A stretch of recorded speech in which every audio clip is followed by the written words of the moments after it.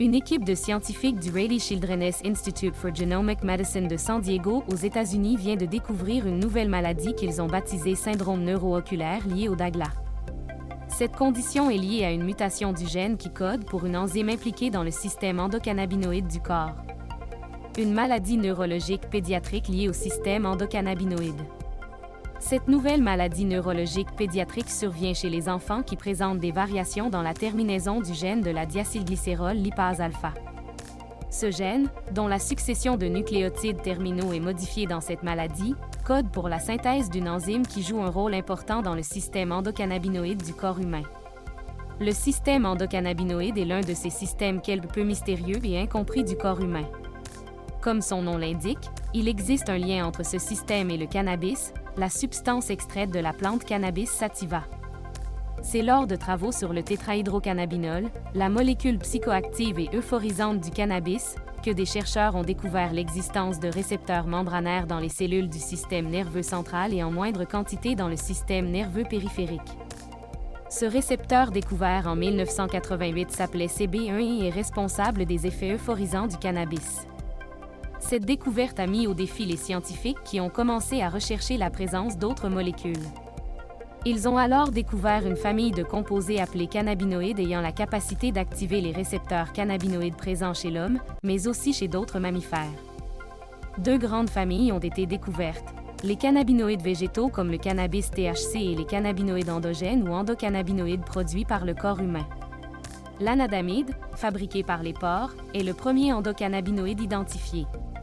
Le rôle du système endocannabinoïde dans le corps humain est complexe, mais il est impliqué dans la régulation de pratiquement tous les processus physiologiques pour maintenir l'homéostasie, c'est-à-dire l'équilibre de l'organisme tel que le maintien de la température corporelle, la glycémie, la fréquence cardiaque ou le poids. Quels sont les effets du cannabis? Variante du dernier exon du gène DAGLA. Pour cette étude, les scientifiques ont pu travailler avec 9 enfants présentant des symptômes neuro-oculaires uniques tels qu'un retard de développement, des difficultés d'équilibre et de marche, des tremblements de tête et des mouvements oculaires anormaux. Les chercheurs ont découvert que chaque enfant avait des variantes tronquées dans le dernier exon du gène impliqué dans la synthèse de la diacylglycérol lipase alpha. Pour rappel, dans un gène, un exon est une région codante pour une protéine donnée.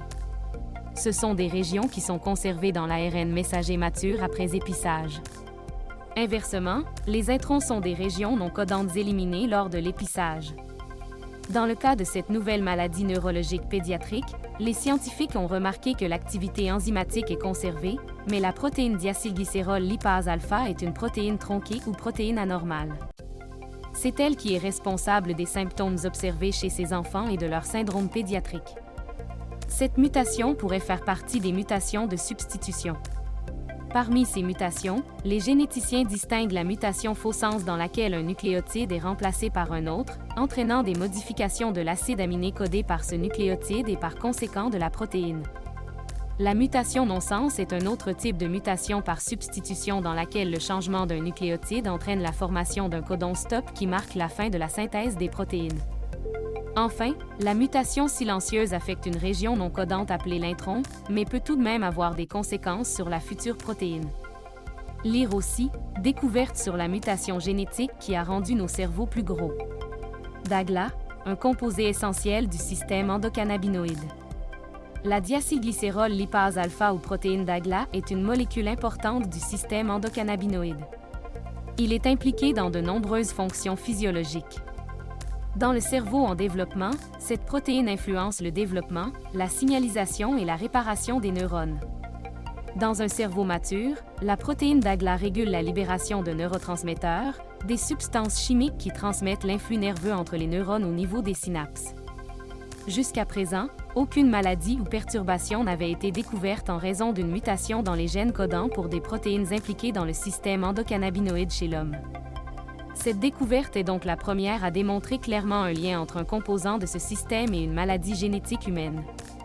La connaissance du gène impliqué dans le syndrome neuro-oculaire lié à la diacylglycérol lipase alpha est une avancée majeure pour un meilleur diagnostic des enfants touchés par cette affection extrêmement rare. La source.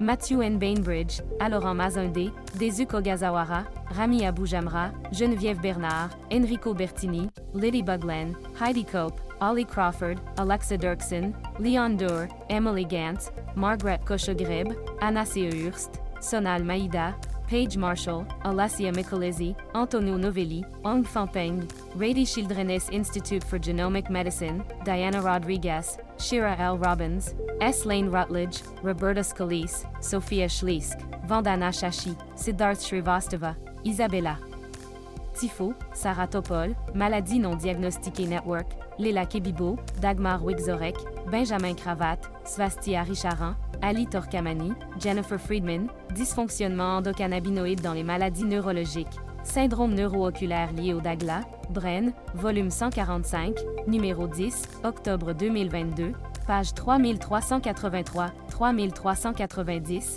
https://doit.org/10.193/bren/awak223